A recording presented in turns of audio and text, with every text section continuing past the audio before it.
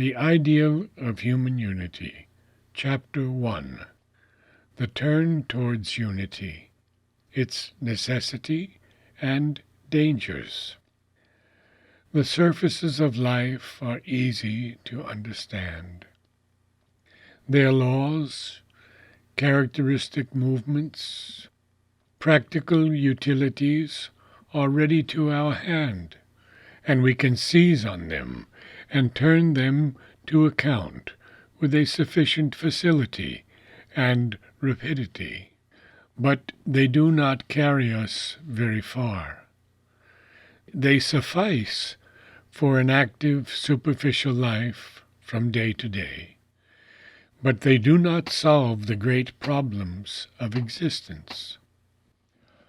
On the other hand, the knowledge of life's profundities, its potent secrets, its great, hidden, all-determining laws, is exceedingly difficult to us.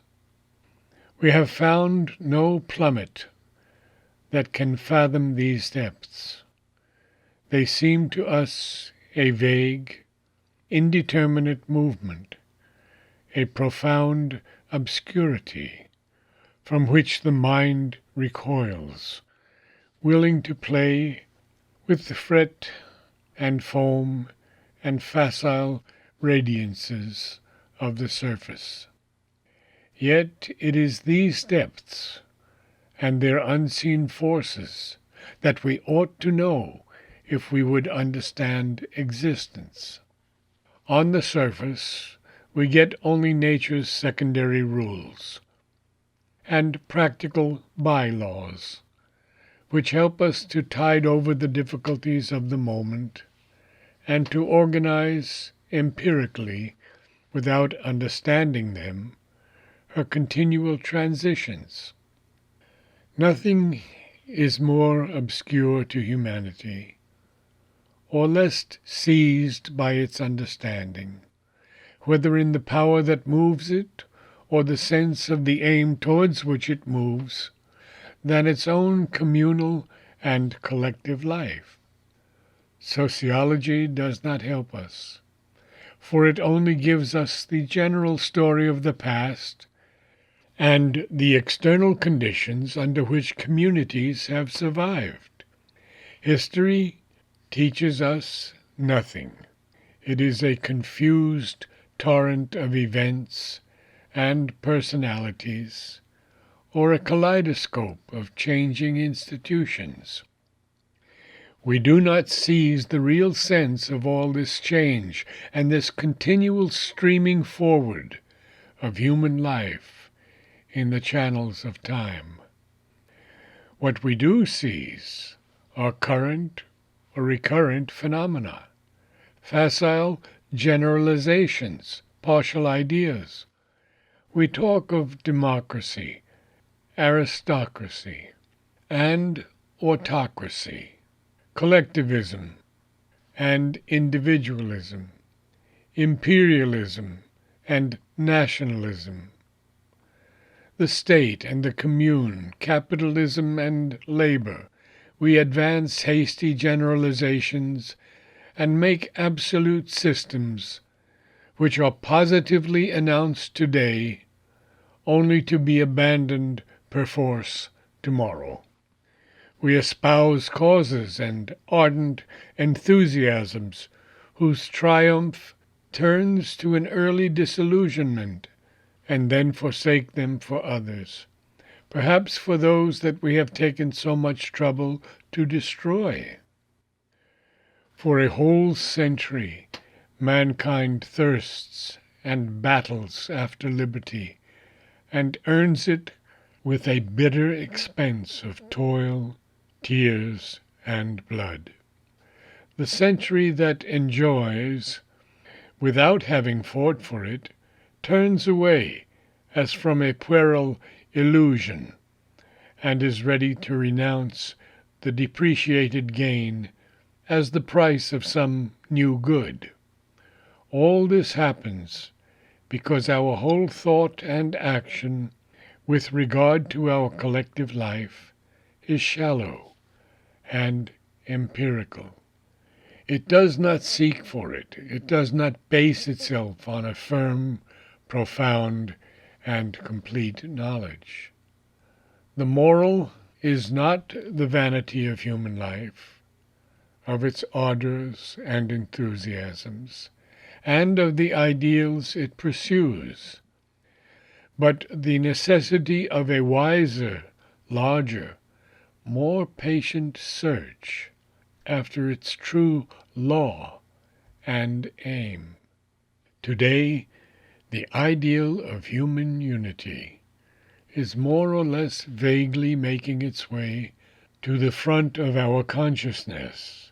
The emergence of an ideal in human thought is always the sign of an intention in nature, but not always of an intention to accomplish.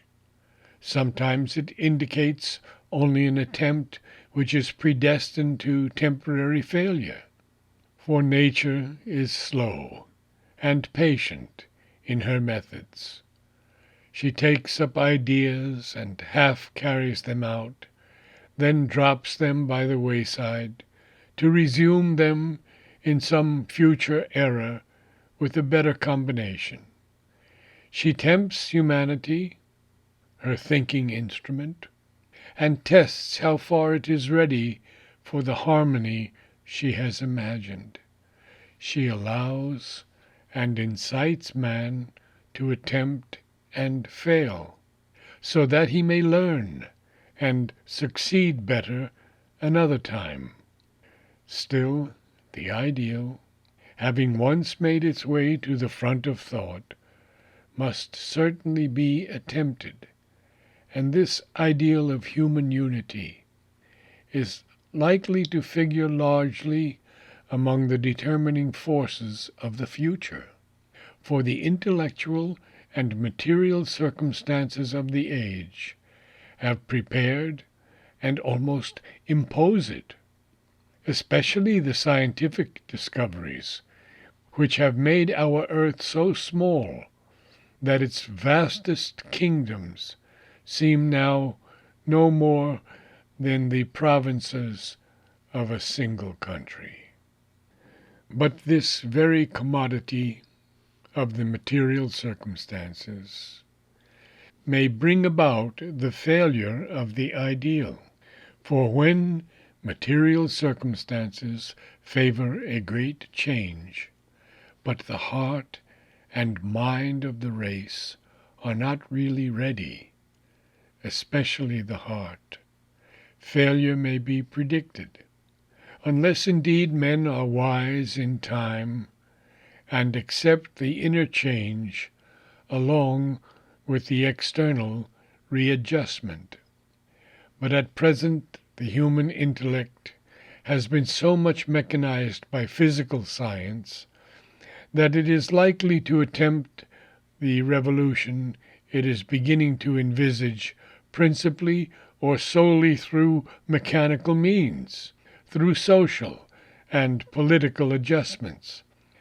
Now, it is not by social and political devices, or at any rate, not by these chiefly or only, that the unity of the human race can be enduringly or fruitfully accomplished.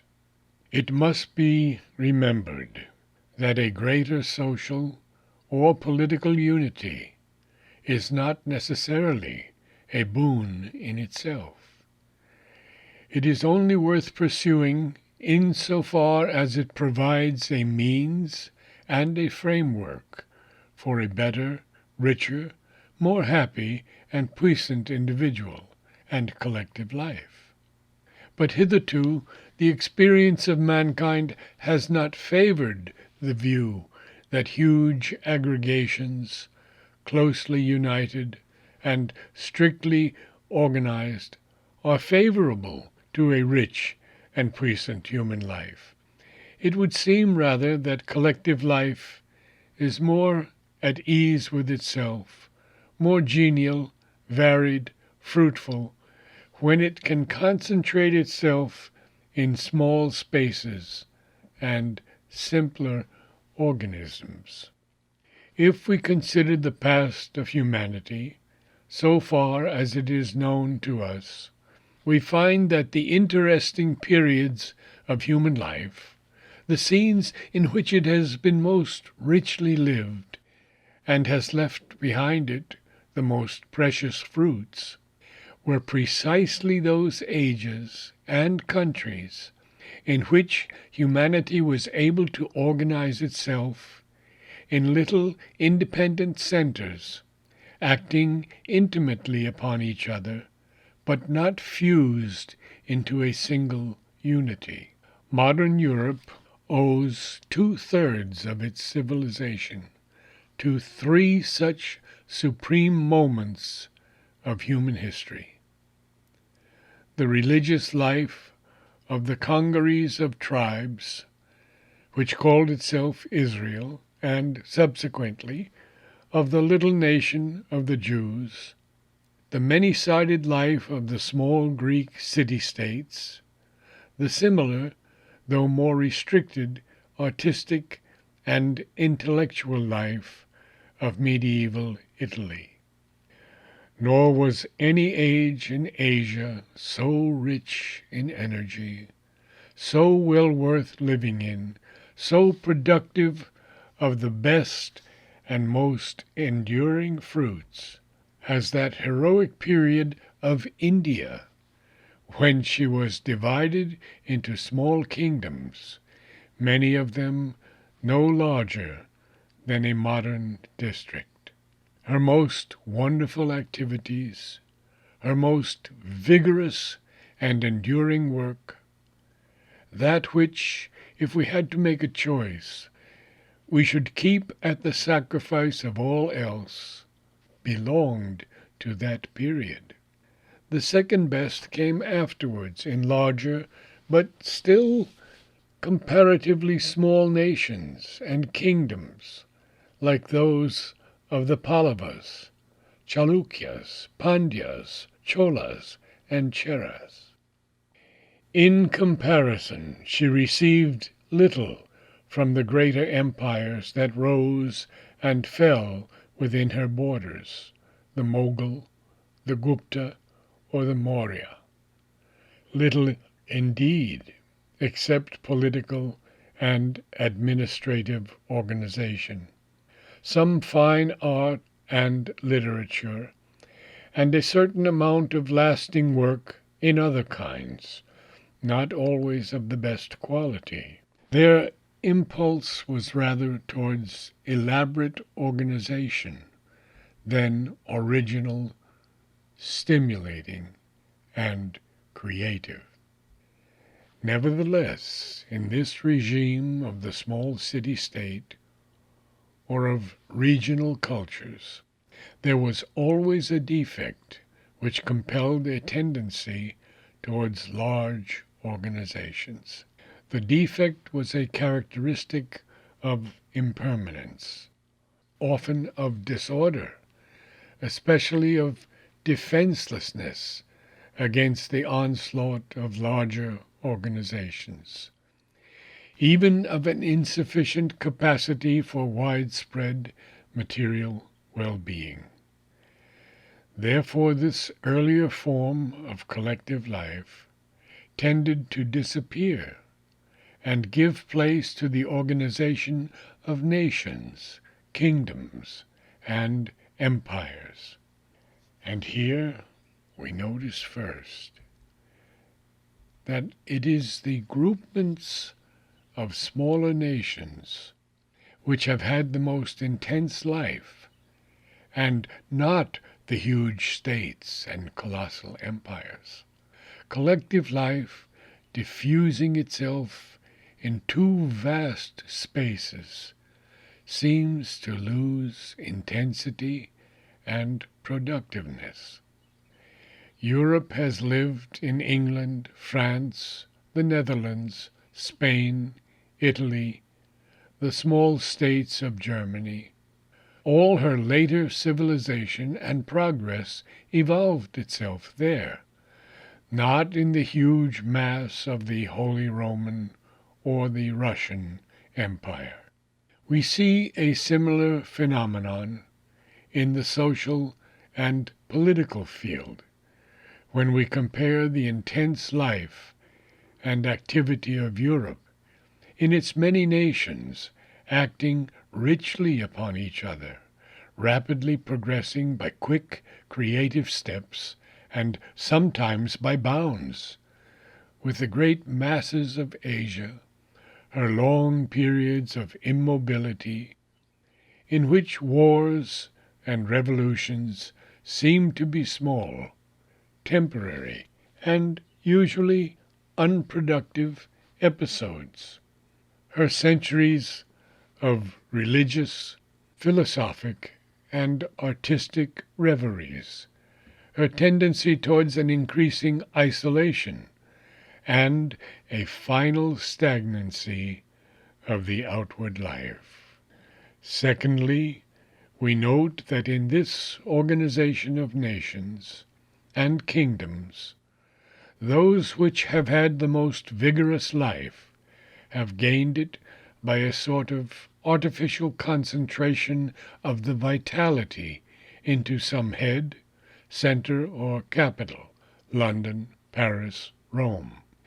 By this device, nature, while acquiring the benefits of a larger organization and more perfect unity, preserves to some extent that equally precious power of fruitful concentration in a small space and into a closely packed activity, which she had possessed in her more primitive system of the city-state or petty kingdom. But this advantage was purchased by the condemnation of the rest of the organization, the district, the provincial town, the village, to a dull, petty, and somnolent life, in strange contrast with the vital intensity of the urbs, or metropolis. The Roman Empire is the historic example of an organization of unity which transcended the limits of the nation, and its advantages and disadvantages are there perfectly typified. The advantages are admirable organization, peace, widespread security, order, and material well-being. The disadvantage is that the individual, the city, the region sacrifice their independent life and become mechanical parts of a machine. Life loses its color, richness, variety, freedom, and victorious impulse towards creation. The organization is great and admirable, but the individual dwindles and is overpowered and overshadowed. And eventually, by the smallness and feebleness of the individual, the huge organism inevitably and slowly loses even its great conservative vitality and dies of an increasing stagnation. Even while outwardly whole and untouched, the structure has become rotten and begins to crack and dissolve at the first shock from outside. Such organizations, such periods, are immensely useful for conservation, even as the Roman Empire served to consolidate the gains of the rich centuries that preceded it, but they arrest life and growth. We see, then, what is likely to happen if there were a social, administrative, and political unification of mankind, such as some have begun to dream of nowadays. A tremendous organization would be needed under which both individual and regional life would be crushed, dwarfed, deprived of their necessary freedom, like a plant without rain and wind and sunlight. And this would mean for humanity, after perhaps one first outburst of satisfied and joyous activity, a long period of mere conservation, increasing stagnancy, and ultimately decay. Yet the unity of mankind is evidently a part of nature's eventual scheme, and must come about. Only it must be under other conditions, and with safeguards, which will keep the race intact in the roots of its vitality, richly diverse in its oneness.